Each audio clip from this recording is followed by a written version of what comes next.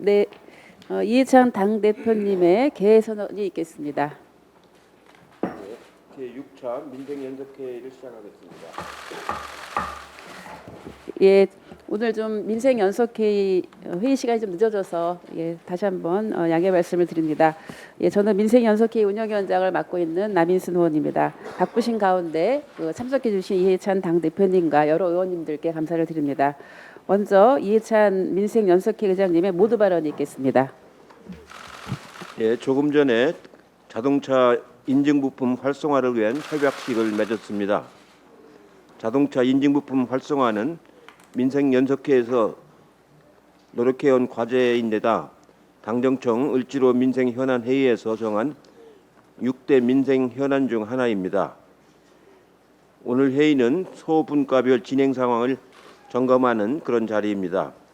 중소기업, 중소상인 분과 소속의 하도급 납품단가 조정 소분과, 복합 쇼핑몰 진출 규제 소분과, 제로페이 활성화 소분과와 가계부담 개선 분과 소속의 주거 세입자 보호 강화 소분과에서 그동안 진행 상황을 보고하고 관련 논의를 하도록 하겠습니다.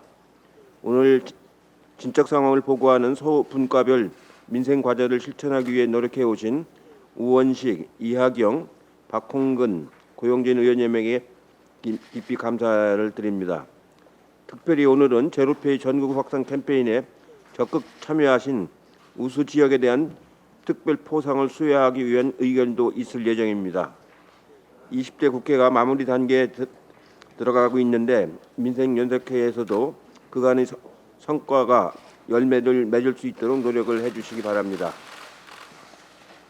지금 경제적으로는 굉장히 어려운 상황입니다. 미중 간의 무역 전쟁에다가 일본이 수출 규제의 명목으로 한국에 대해서 여러 가지 경제적인 압박을 가해오기 때문에 안안팍으로 굉장히 어려운 상황입니다.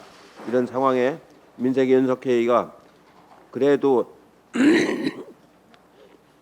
끝까지 여러 경제적인 어려움을 해결해 나갈 수 있도록 그동안에도 많이 노력을 해오셨는데 앞으로도 최선을 다해서 노력을 해주시기를 기대를 하겠습니다. 고맙습니다. 네, 이어서 민생단체 소통대표인 김남근 경제민주화 네트워크 정책위원장님의 모두 발언이 있겠습니다.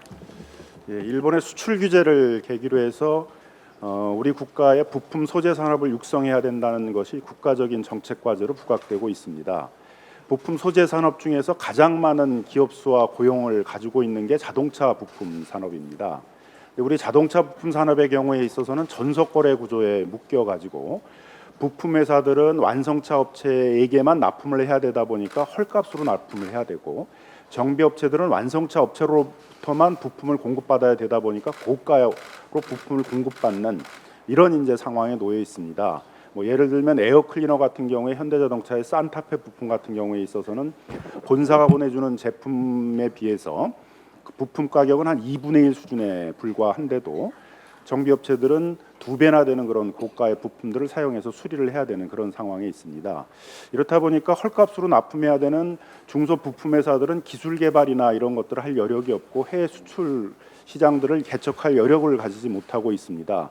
또 정비업체들은 고가로 부품을 매입해서 수리를 해야 되다 보니까 바가지를 씌우고 있다는 소비자로부터의 비난들도 많이 받고 있는 상황입니다. 결국 완성차 업체가 이 전속 거래 구조를 이용해 가지고 부품 업체로부터는 헐값 납품을 받고 정비업체들은 고가로 부품을 구입하도록 강요하는 이런 독과점 구조가 계속되다 보니까 소비자, 정비업체, 부품업체, 보험회사 모두 손해를 보는 이제 그런 구조로 되어 있었습니다. 오늘의 협약식을 계기로 해서 일단 보험 수리의 부품서부터 이런 국가가 인증한 대체 부품 가격이 거의 한 50%에서 한 2배 정도, 2분의 1 정도 싼 그런 부품들을 사용을 해서 이 보험 수리를 할 수 있게 되어서 우리 부품 산업에 있어서 획기적인 전환의 계기를 마련했다고 생각이 듭니다.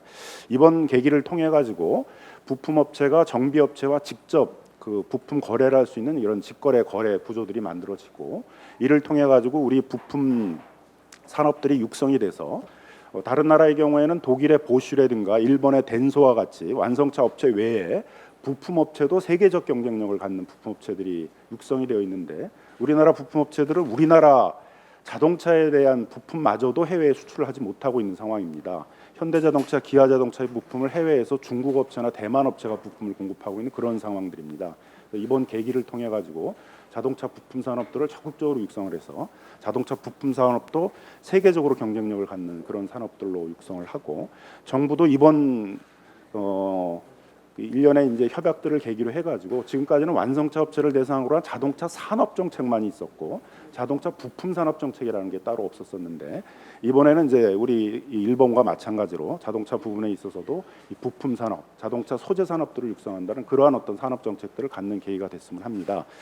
저희 시민 단체들, 민생 단체들, 그다음에 더불어민주당은 이런 차원에서 오늘을 계기로 해가지고 부품 업체하고 그 정비업체들, 소비자 단체들 사이에 있어서의 그런 부품의 직거래를 하도록 하는 그런 부품 박람회 이런 것도 개최할 예정이고, 이런 부분들을 많이 알리기 위한 토론회 이런 부분들도 개최할 예정이고, 부품 산업과 정비업체 사이에 있어서의 불공정 문제에 대해서 이런 문제들을 해결하기 위한 여러 상생협약 이런 것들을 추진하는 활동을 할 예정입니다. 감사합니다. 네, 감사합니다. 이상으로 공개 회의를 모두 마치고 비공개로 전환하도록 하겠습니다. 기자 여러분들 취재해 주셔서 감사드리고 양해를 부탁드립니다.